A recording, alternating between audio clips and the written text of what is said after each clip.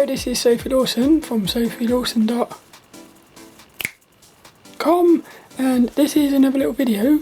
This is the third and final part of the broken iMac, and little Bobby's with us today and he's going to sit over here and watch what happens. So I've got a bunch of notes for this one, but really this is what this one's going to be is I'm going to turn my iMac on in a minute, and then I'm going to just go through talking about what's on my iMac and stuff like that. But I'm going to start with the turning it on to see how long it takes to boot up and stuff.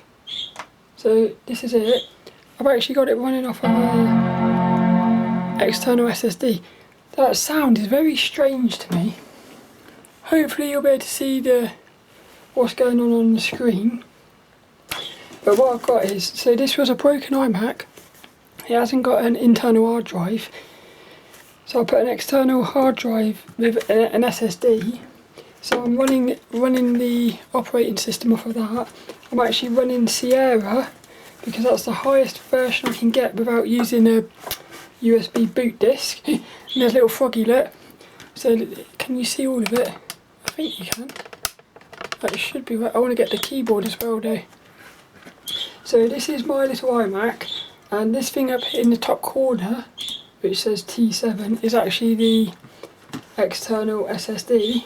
So what I'm going to do on this one, well, the first thing is it loads very quickly for me. It took about, I reckon that took about 30 seconds or something.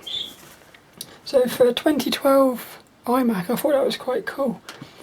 And so what I do on this is, the only thing I actually do on this is make videos. So on this video I'm going to talk about what's on my iMac. I'm going to show it rendering a video in DaVinci Resolve. I'm also going to show the menus and the colours and stuff, all the little things I've done to set it up. I'm going to talk a little bit about the trackpad and compare it with regular mouse, little USB mouse. I'm going to talk about the keyboard a little bit as well. So it actually came with a wired Apple keyboard and the trackpad, but I prefer using a mouse. I think it's because I've spent like 30 odd years using a mouse. I'm used to a mouse really, but I want to try and learn this trackpad. I'll talk about that in a minute. I'm also going to talk about experience of Mac versus Windows, some of the best things, some of the worst things about the Mac, any future plans I've got, and then just end with me final thoughts really. So where shall we start? Well, let's start by going around to see what's on here. So what I've got is I've got a single text file on the desktop, and what that's got on it is, so if I'm making a video, what I like to do when I'm making a video is I like to write the title of the video up here and also the name of the file. So I've got a naming system for my videos, and what I do is every video gets a number. So at the moment, the Broken iMac Part 2 was actually video number 245. So that's over 240 videos that I've created since I started using DaVinci Resolve. So what I do is, by doing that, it reminds me what the file name's going to be, and then if I need any external links or anything, I just put it in there. So this little text file is just a way of me being able to sort of have some information for when I'm making videos. And that's the only thing I'm ever going to have on here, apart from if I put like a, what's it called, a USB stick or something. So that's another thing.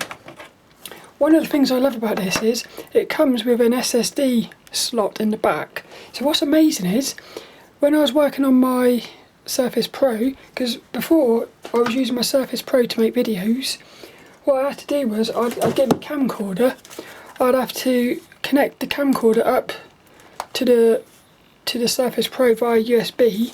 It's a little bit cumbersome, but all I've got to do now is I open this up.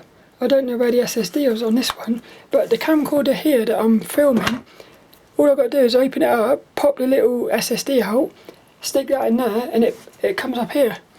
So it actually comes up with all the, well, I'll show you.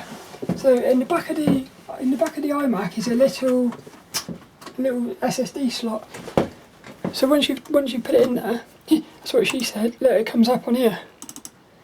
and then what you do, you click on that. Now there's a strange thing here with Macs. I don't know what it is. I'm going to zoom in a bit. Hopefully, I was thinking about holding the camera. Actually, I'm going to zoom right in a bit, look, to get a better picture, because there's something very weird about these iMacs. So on the Windows, if I go into this folder structure on the Windows, I can double click on that and it treats that, whatever that is, as a folder. But on the iMac, you actually have to right click on it, show package contents, and then go, and then finally you can get in. And then any videos that's on here will show up here, but there's actually no videos on this SSD at the minute, so because I've just formatted the thing. So, and then I like the way you eject things off the desktop. I like that, because on the Windows you have to sort of, what's it called? I don't know, it just feels a lot more, I like it, I like the fact it does that. So if I put a USB stick in, it'll pop up here. So it's almost like, for me, it feels like this desktop is actually like a physical desk, the way that you put things on your desk. Whereas on the Microsoft, when I'm using, like you were using Windows, the desktop feels a bit more separate, I suppose. So what I've got is, I've got a little 16 gig, hopefully you can see that, a little 16 gig USB stick. Now what I've done is, so what I'm doing is, I'm making my videos on this iMac, and then I upload them and do thumbnails and all the rest of it on my Surface Pro. So this iMac, I can actually completely use it offline. So what I do is, I render my videos on this iMac, I then copy them onto this USB stick and then stick them onto my Surface Pro. So one of the weird things is, they both use different file formats. So this USB stick, I had to format it into, I think it was exFAT or something like that. And then what that does is, it means I can actually copy files onto here and then put them on there. So that's quite cool, because I thought to myself, you wouldn't be able to do it. So that was one of the best things really about that. What else is there? That's it really. So some of the little things I've done, I don't know if you can see it on there. Hopefully you can. I'll zoom in a bit. So if we go here, if you look at the top corner, where is it? Over there. This bit here. Normally these are actually yellow, green and red. But in the settings, you can actually play around with that. So that was one of the first things I did, because I don't like lots of colour. I don't know why I like it like that, so I made it all grey. I like the colour to be where I want the colour. So if I go into Finder, which is the thing, you can see the sort of structure I've got. So what I've got is, I've got applications. What I've done is, I'm only using the green tag system. This is something else I love about this little iMac thing. You can actually tag things. So if I right click on that, I can tag it a colour. And then if I've got all the colours up here, it's very easy to sort of, so what you can do is, you could, if you wanted to, you could have a blue one. Your blue one could be, say, artwork. So anything you do with artwork, you put a little blue tag on it, and then say you're making videos, that could be green. So then when you're on here, or in all your files, you could actually just click on the green and it would show you anything to do with videos. I love that, but because at the moment I'm only using videos, what I've done is, I've tagged it green for basically just my apps. That's what I'm doing at the minute. So what I've done is, in my applications, I've basically stuck all the default apps into a folder with no tags, and then the ones I want, I've tagged them. So what that means is, when I come in here, all the apps I actually want to use are up here, and everything else which I'm not really interested in, I can sort of forget about it. So it's like a minimalistic way of having what I want there. So I've got Affinity Photo on there. I did actually buy that. I bought it on the Windows, and then what happened was, I bought it on the Mac as well, because a bit weird, you have to buy separate versions. It's a bit disappointing. But so I'm going to be using that in the future, maybe. But I just wanted to get it because it was cheap.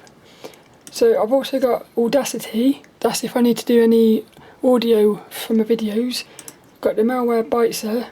I've got OBS Studio and VLC. Why isn't DaVinci Resolve on there? Yes, that better look. That was supposed to be over there. But if I, so that's that. I've also got my desktop. I've got my downloads, my documents. So what I've done and then I've got a folder here called My Videos. So what I'm doing is, as I'm rendering videos, I'm popping them into this folder, and then they're going to populate this folder. I then take them from there and put them onto my USB stick. Once I've done that, I stick them in here and I can delete those now. So that's quite cool. But what I like is, I like the way it feels a lot more structured on the Mac than compared with Windows.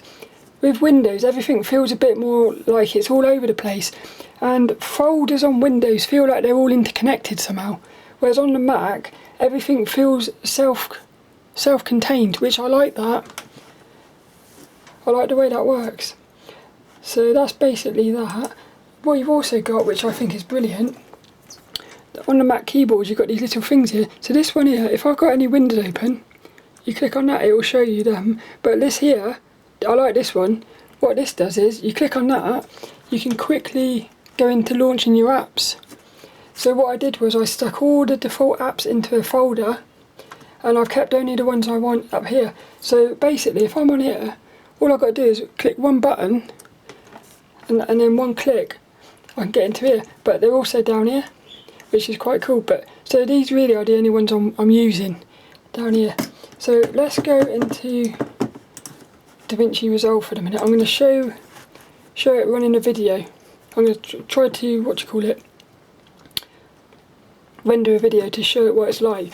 So I'm actually using DaVinci Resolve number 15, which is the last version that works with macOS Sierra, but fortunately this is actually the version I was using on the Surface Pro. I never updated DaVinci Resolve because it always worked perfectly on the Windows, so I thought, well, why should I bother, why update it if it's working fine? So what I love about DaVinci Resolve is you can actually create these little project things, little databases. So what I do is, if I'm making a video which is going to be blue, which would be something to do with inspirational. So on my website I've got the blue, pink and the lilac. So inspirational would be a blue video. Anything to do with art would be a pink video. Anything to do with spiritual is a lilac video. And then I've also got one for the podcasts. So if I'm making a podcast, I put my podcasts in here. If I'm making like an art book or something, I put them in here. So these are all the Imagine FX magazines for 2013, which I've already done. And then what I also do is I've created, inside of each one of these, I've created a little template. So if I want to create a new, let's say I want to create a new video for the podcast, all I've got to do is double click on this here, which is my template. And then I go File, Save Project As. I then save that as a, I save that as the next number. So if it's episode 174, I name it 174 podcast. So then what happens then is, when I go into here, they're all going to be in order, which is quite cool. So all I've got to do is, it's very easy to make videos because I've already created the templates. So all I have to do really is go into here, click on that, change the number to the number of the, change that to the number of the episode. Sometimes I have to move little Dennis along, because what I do is, in Photoshop, but you can now do it in Affinity Photo, I took a photo of little Dennis, I took a photo of each of my little puppets, and then what I did was I took out the background. So when I'm making a video, if you watch little Dennis, you see, look, he can move. So I can move little Dennis all on his own, which is quite cool. And then I can do that. So what I do is, I've got all the puppets. I've got it. Well, not this one. I'll go into one of the other ones. So if I go into one of the pink ones,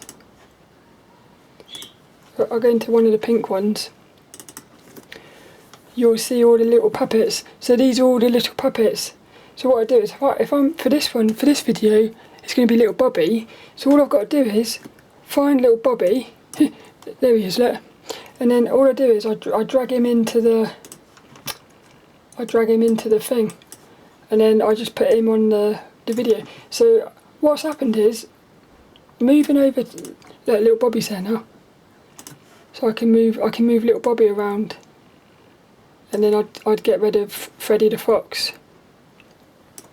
So what's brilliant is, I've basically, in the process of moving over to the Mac and recreating, I've basically got everything structured in such a way now that it's very easy to make a video. Lots of little time-saving things. But what I'm going to do is I'm going to show how quickly this thing renders a video. So if I go, well, let's find a video. I'll get one of my video. So also I've got all the things already set up, all the folders. So this one here is footage that I've recorded and copied onto the thing.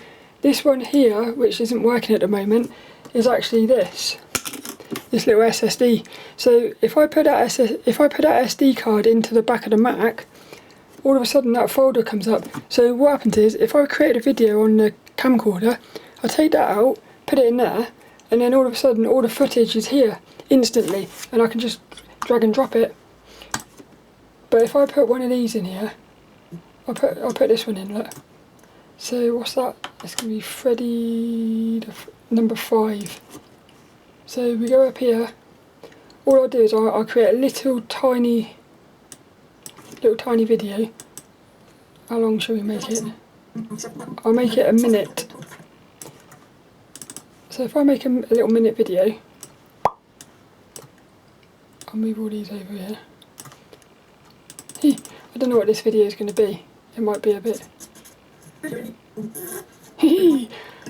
So what I'll do is, if I render this out, this is a minute long video, a 1080p.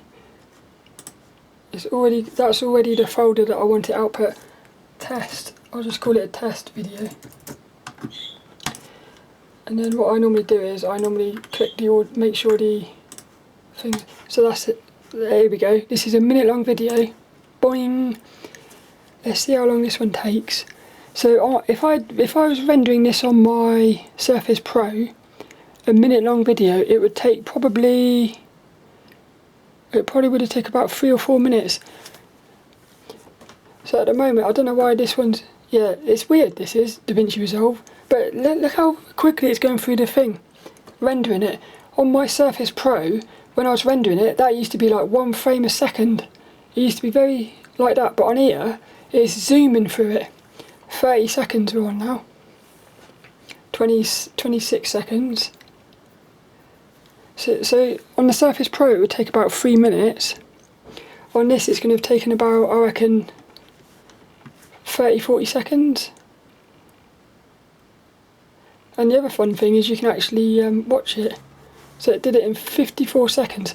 So I'm just going to jump in because I'm currently putting the video together, and I noticed that I made a mistake. So that little video that I rendered on here, which I said was a minute, I've actually just had a look at it. It was actually a 2-minute clip. Dun, dun, dun, dun. So if I go into, but if you look at it here, look down there, it was a 2-minute clip. So I actually got the timings wrong.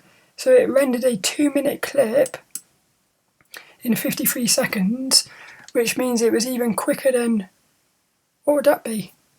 Well, it was even quicker than what I thought. I thought it would take about a minute. It took 53 seconds. So what that means is, on the Surface Pro, it would take about 6 to 8 minutes to render that video. But on here, it takes 53 seconds. So you can sort of see how much quicker it's going to be rendering videos.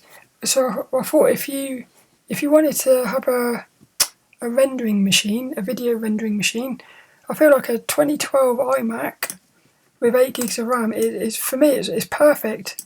It's perfect for doing 1080p videos. But that's basically that, really. That's all I'm going to be using it for, is DaVinci Resolve. And then what I do is I come down here, I click on that, and there's my video. So it's very easy for me to find everything now. Dun, dun, dun, dun, dun, dun. This is me just moving the magazines around. It's quite weird this, isn't it, watching a video of me. Hello.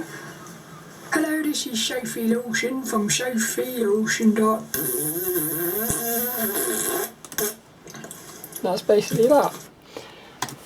So I can throw that in there now because I can delete it. What else have we got here? So what else have we got? I'll show you the menus in the colour. So what I've done is I've gone with a green theme because I like this little froggy. Look, if we go over here as well, what I did was oh, this is brilliant as well. So I've put the image of the froggy as my little icon. So my little user's got a little icon of the froggy. There's actually a built-in app. I think it's over here. Yeah, look, there's a built-in app called Grab. So all you got to do is, I think this is it. You just do that. Yeah, here we go. File, capture, selection. Yeah, so all you do is you just do that, and it's created a little image. It creates an image of the froggy. So there's one of these on the Windows as well, called Snippet or something. But that was quite cool actually. There is some nice little apps in here. There's one here that it's like a colour picker. This text edit is like the text file. I love having a little notepad. These are good as well, look, little stickers. I thought these were quite fun actually. They're like little post-it notes that you can stick all over the place. New note. Look, you just write something. And then you can minimise it like something. How was it? I think it was... Well, basically just do something like that. I thought it was quite cool. But I don't know whether I would use that. I might do. That's basically... What else is there here? Oh yeah, the colours. So I went with this... what do you call it? The system preferences. Wait a minute. Yeah. Oh, this is the other thing as well. So this little trackpad, let's turn it on. It should work. Yeah, so this is a trackpad. So if I go into the trackpad, what happened was when I first started using it, it was so slow to move across. So what it does is it's like using a thing on a laptop, but there's a couple of little things that I had to turn on. The first thing I had to do was I had to change the direction of the movement because it was inverted. Also, there's an option, I think it's tap to click. So what happens is if you tap the screen, it will click. But by default, you have to click down here, which I found a bit annoying. So all the things that I didn't like about it to start with, you can actually change in the settings. You can change the speed of it, because it was taking ages to move across the screen. You can change the tracking speed, so now the cursor zooms across the screen, and you can also click wherever you are. So that's another thing. But the thing is for me, there is some fun things about this. You can like zoom in and out on things, which is brilliant. And then if you're on a screen, well, let's go in here. If I go onto a screen with lots of stuff, look, watch this. See, you can actually scroll through the screen just by doing that. And then, now this is where it's amazing. In DaVinci Resolve, you can actually scroll across the thing sideways. Actually, I'll show you that. Because that is, I think if you could get used to this trackpad, it would be amazing for video editing. The problem I've got at the moment is I'm so used to a mouse that it feels a bit weird using this trackpad. I think I'm going to have to do what I did with the Wacom. So when I first started using a Wacom graphics tablet, one where you've got it in front of you and you're drawing and the screen's separate, for about a week that felt really weird. But what they said was, what you want to do is disconnect the mouse, basically put the mouse in the cupboard so that you can't use it. You are then forced to use this little graphics tablet. What happened was, within about a week, I felt really comfortable with it. I think I might have to do that with this. At the moment I'm too tempted to just put the mouse in. But I think if I say to myself, you're not allowed to use the mouse, I think I'll get used to using this trackpad. But watch this, look. If I go into one of these videos, so if I zoom right in on this, so I'm zoomed right in on the I'm zoomed right in. Look, watch this. Here we go. See, look. You can actually zoom. You can scroll along this. This is amazing time saver. There's probably a way to zoom in and out, but I haven't. Like I say, I haven't really. But when I realised you could do that, I thought, wow, this is quite.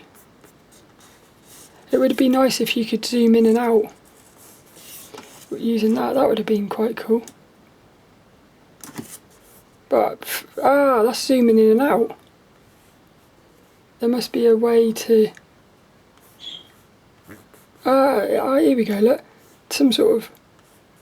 Wait a minute. If I put it, as you can see, it's very. Basically, by the looks of it, you can zoom. This is cool. So, 2 fingers, you can scroll. Hey, look at that! You can actually move the entire screen with 3. Well, basically, there is a way to zoom in and out, but that's the thing with. I think that shows you that this thing here has got a lot of potential, but there's a lot of learning involved. And at the moment, to be honest with you, I don't really want to learn it at the moment. I'm quite happy with the mouse, but I am gonna get into that, because what I like about it is it's wireless, so it looks nice and tidy. Having a mouse on your desk is a wired one. It's very messy. So I'm either going to buy a little wireless mouse, or I'm going to get used to this. So that's basically that. So what else is there here? What's my experience of using the Mac versus Windows? I've still got my trackpad connected. I'm going to turn that one off. And the other thing is, it uses little batteries, just regular batteries. I don't know, that's another thing, I don't really know how you disconnect these. Here we go. Got to hold the button down. So my experience of Mac versus Windows, I'm quite amazed at how different they are whilst also being the same. I know it sounds a bit weird. There's benefits of both. One of the things I noticed was there's a lot of things on the Mac which the Mac can do it, but it's something that you have to turn on, like hidden things. So here's an example. If I wanted to copy, let's say I wanted to cut and paste that file onto this USB stick instead of copying it. If I drag it, it will copy it onto that USB. But there is no option. Look, there's no option to cut it. Whereas on the PC, you've got cut, copy and paste. There is an option, but what you have to do is you have to click on it. You then have to go up to your Finder window. Hopefully you can see that. And you have to hold down the Option key, and it's. Look, where is it? That one's not going to work for some reason. Look, move item here or something. Basically, well, it was working yesterday when I had the USB connected. When I tried to move that, hey look, it created a copy of it. That was because I held the Option key down. That's quite cool. If you hold the Option key down, you can create copies of things. That's quite cool. But there is a way to cut and paste. But as you can see, again, it's a bit weird. It's again another learning curve. But so this can do everything the Windows can, but it's like you have to sort of relearn how to do things. It's a bit weird, that. What else is there? My experience of Mac versus Windows. Well, as I said earlier, I like the way that this thing everything is separate. I much prefer the way Mac handles applications, because when you're installing an app on the Mac, it feels like you're taking an app and putting it onto like the thing, but it feels like the app is like existing as like a separate entity. So when you want to delete it, you just delete it. On the Windows, it feels like when you're installing an app, it feels like you're putting the app into the system. So what happens is when you're trying to delete an app on the Windows, it's almost like the app has spread all its roots into the system, and it's much harder to delete it. with on the Mac, it feels like for me, the way I look at it is, it's like apps on the Mac are like in a plant pot. So when you delete it, you remove the plant pot. Apps on the Windows haven't got a plant pot, so when you try to delete it, you're basically ripping it out of the soil, and you're going to leave roots behind. So I much prefer the way the Mac actually handles these apps. I think that's quite cool. What else is there? My experience of... What else is it? Well, one of the things I love about the Mac is how easy it is to actually install operating systems onto an SSD. So basically I could buy another SSD now and install Catalina on it, and I could still keep this one. On the Windows, I've been watching videos about it. You can still do it, but it looks a lot more sort of complicated. That's quite weird. You would have thought it'd be the other way around. You would have thought the Mac would have been more complicated. What else is my experience? I've just been impressed with how... how different they... Like I said, they feel different, but they feel the same. It's quite cool. So what I've got is, I've got a big list of best and worst things. I'll just go through it. So what's the best thing about this Mac compared with the Windows? One of the best things is how clean it all is. Again, this goes into how the apps are separate. Everything about the Mac is, it feels, because it's all sort of self-contained, it feels nice and clean. Whereas with the Windows, everything's a bit sort of scatty. I also like how fast it is, how fast and clean and crisp. Yeah, the experience of it is just very, very nice. It's very weird to me though. It's funny because Windows, everything is full screen, whereas with the Mac, everything is in Windows. I thought that's quite weird. You would think that Windows would be in the Windows. I thought that was quite funny though. What else? Oh, the keyboard. I love this keyboard. This Apple keyboard is the keys are beautiful. There's something really... It's a very nice keyboard to type with. Really like that. I haven't used the official Magic Mouse, but I've been looking at it and I've noticed I don't think it's got buttons. I'm not sure, but the Apple mouse has actually got gestures on it as well, which looks quite cool. So I much prefer the keyboard that comes with the Apples. I like the customization, but I'm not sure which one has more customization.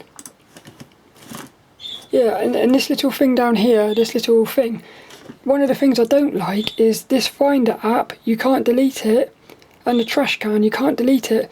You can hide it, but what I would like is, if I would like to basically remove that and remove that, so that I only add, really I just want those two apps on the bottom, DaVinci and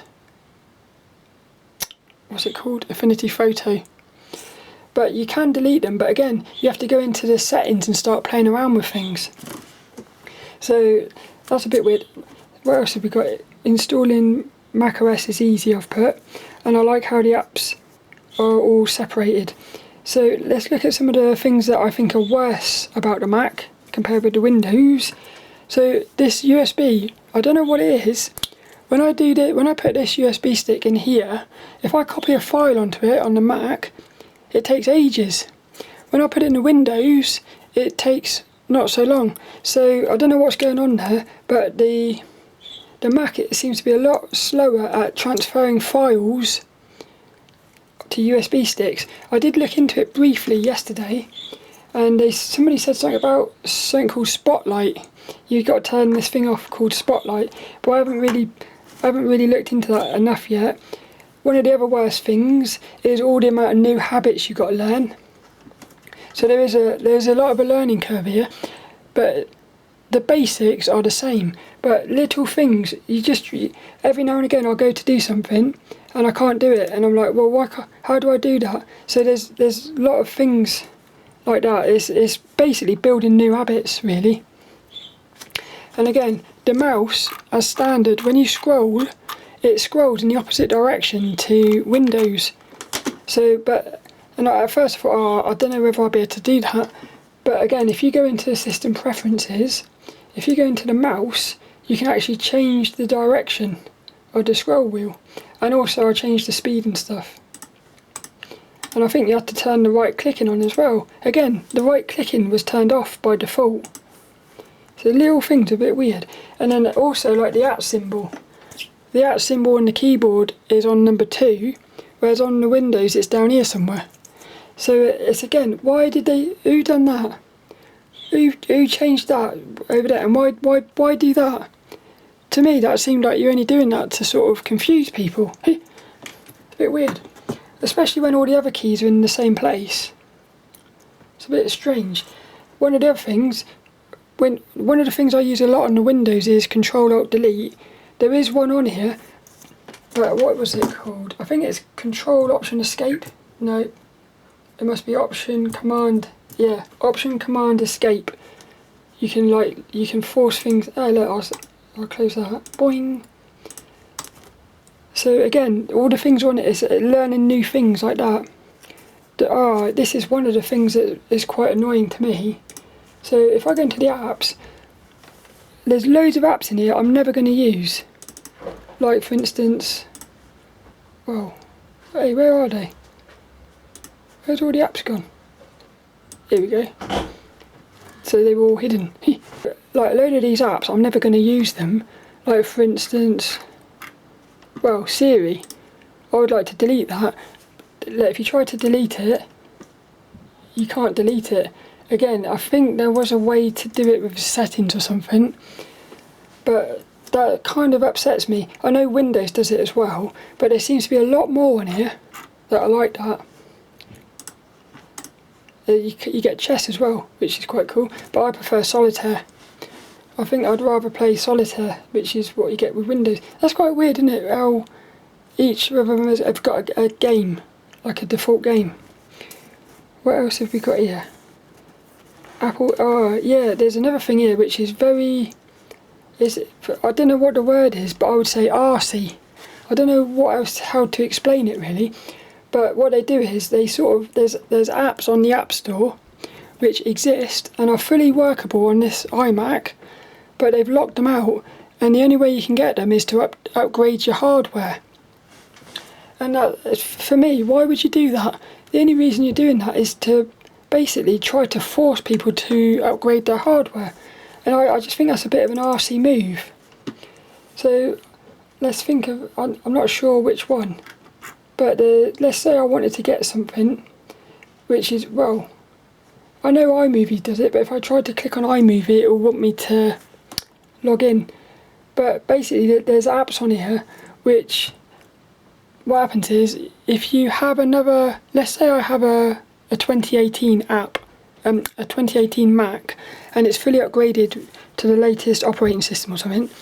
If I clicked on an app and I could download it, if I come onto this iMac, this older one, it would then let me download an older version of the app because I've downloaded it on the other one. So that says to me, well, why not just let me download it if I can download it that way? And again, the only reason they're doing that is to basically try to force you to upgrade. So that to me is, it's a bit, I don't like that. I think it's a bit of an arsey thing really. What else have I put? Yeah, I think that's it really. So overall, my experience has been I'm very impressed with it really, especially when you consider how old this is. It's like 9 years old. Any future plans? That's what I've put in my notes. So I've got Affinity Photo on here. I haven't really used it on here. I'm using it on my Surface Pro, really. But so I've got it on here. It's all ready to go. So I'm thinking to myself, do I want to try and put my Wacom Cintiq? Do I want to try and connect my Cintiq up to this and start doing my drawing on it? Because the performance of it is such a smooth experience that I think it would be a much more pleasant experience to draw on the Cintiq, on this iMac, than it would on my computer. So I'm sort of thinking, do I want to do that? The only thing is, I'd have to move all my room around, because I can't really fit my Cintiq on this desk. So I'm either going to have to move everything around or just use the hey, what's happened to the... It all went a bit blurry there. It's going a bit blurry. Boing. So that's where I'm at the moment. I'm thinking, do I want to start using this iMac for drawing? What else have we got? Future plans. Oh yeah, a MacBook Pro. Oh, because I was thinking, maybe what I could do is, in the future, save up some money and buy a little cheap iMac, MacBook Pro, and basically use that for my drawing. Because I could use that to replace the PC. I think that would be quite nice. And then that way, this would be fully 100% video editing, and the other one would be fully 100% for drawing, and my Surface Pro would be for everything like the website and editing, stuff like that. But that's basically it, really. I do hope you enjoyed this. Like I said, I didn't plan. Well, I love this. I love the way. Look at the way it's like simple, minimalism. I like that. So I did play around with hiding that little menu, but I thought, nah, there was something about it I didn't like it. I thought I would have liked that, but I didn't. So that's it really. In the future, what else would I like to do? I would like to treat myself to another SSD and try getting Catalina on this thing. But I don't want to remove this Sierra at the moment because I like it. But I would like to see how this thing performs with Catalina. It was just too hard for me at the moment, too time consuming to get it to work. But that's basically it. Little Bobby's gonna see us out. I do hope you enjoyed that.